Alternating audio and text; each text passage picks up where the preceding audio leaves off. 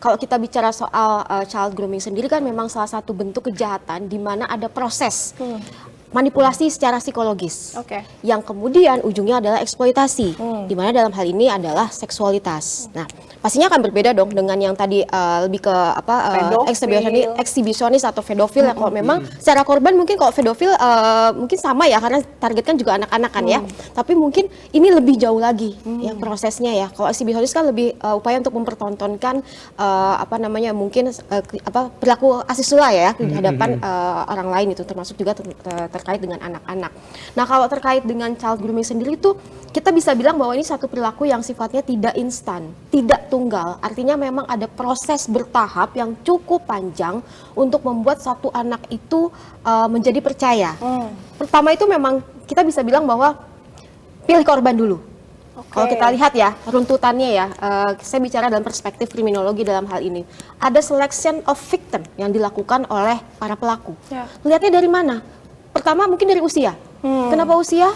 Ya karena kalau kita lihat sekarang kan korbannya anak-anak ya. Anak itu kan juga ada fase-fase yang cukup panjang. Ada anak, ada remaja awal, remaja tengah, remaja akhir. Fase antara anak sampai remaja tengah itu masih riskan tuh. Usia dari berapa tahun? Di bawah 10 tahun sampai umur 15, masih labil. Nah, si pelaku tuh akan melihat di sisi usia itu dulu gitu kan. Kemudian terkait dengan fisik ya kan. Nah, yang ketiga ini yang mungkin patut kita waspadai, harus kita cermati juga terkait dengan tingkat kerentanan si anak. Tingkat kerentanan seperti apa? Kita bisa lihat dari aspek sosial dan juga dari aspek psikologis. Psikologis itu maksudnya kalau bisa lihat secara karakteristiknya dia ya. Oh, nih anak dia rendah diri, suka menyendiri, kemudian juga seperti merasa kesepian.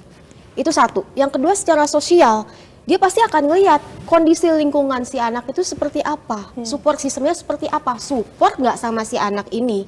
Ketika mereka mendapatkan bahwa oh nih anak udah rentan secara psikologis, ditambah secara sosial tidak mendukung, pas jadi korban. Gitu. Nah, proses itu kemudian yang berlanjut sampai ada gaining access. Ketika dia sudah memilih korbannya, dia akan mencoba untuk mendapatkan akses nih si anaknya. Misalnya kalau kita bicara soal online, dia akan mulai nge-DM. Atau mungkin dia juga udah mulai cari nomor telepon. Kemudian juga mulai cari-cari akses, dapetin alamatnya, gitu kan. Yang penting kan kirim hadiah. Iya, gimana caranya. Nah, itu adalah tahap trust development, Din. Ketika dia sudah dapetin aksesnya, dia sudah sudah merasa menguasai ya dalam segi akses, dia akan mulai menumbuhkan kepercayaan pada si anak. Itu tadi ngasih hadiah, jangan percaya dulu kok tiba-tiba ada orang ngasih hadiah ujuk-ujuk tanpa kejelasan. Itu salah satu bentuk ya membangun trust development itu tadi. Kasih hadiah, kasih empati ya terhadap anak ini, karena dia tahu dia kesepian ya si anak ini misalnya di rumahnya ada masalah, dia datang tuh seolah-olah dia berempati, kayak mengistimewakan bahwa dia you are so special, kan seperti itu. Nah, anak yang selama ini tidak mendapatkan hal tersebut dari lingkungannya kan pasti akan merasa, oh oke, dia baik sama aku. Itu trust development. Yang pada akhirnya kemudian tumbuh percaya, tumbuh satu mekanisme dalam otak dia bahwa oke, ini orang yang bisa membuat aku secure, membuat aku nyaman, membuat aku aman. Dan pada akhirnya muncul itu satu tindakan-tindakan yang sifatnya ya pelecehan seksual, ya sampai kemudian nanti ada anti klimaks ketika dia merasa bahwa oh iya, kayaknya aku udah gak nyaman nih. Tapi di satu sisi juga ada kebingungan tuh di situ.